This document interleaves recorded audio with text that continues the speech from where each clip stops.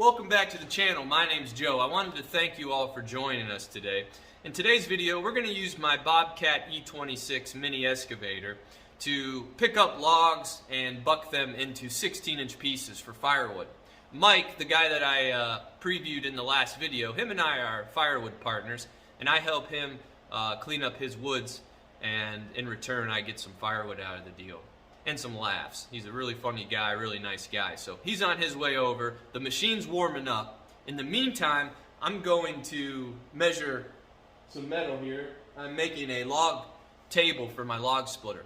In the horizontal position, when you're splitting, it's hard on the back, so I want a place to set that piece that I split while I work on the other piece. So we'll do that, and then we'll get to cutting. I got almost 6 acres here, and I've been selling firewood for the last 3 years at a roadside stand, and just started to get into deliveries this year really heavy. We sold 13 cords of seasoned firewood, and right now we're processing all the firewood for next year. I use these totes. They hold about 1/3 of a cord. There's tons of videos out there showing that.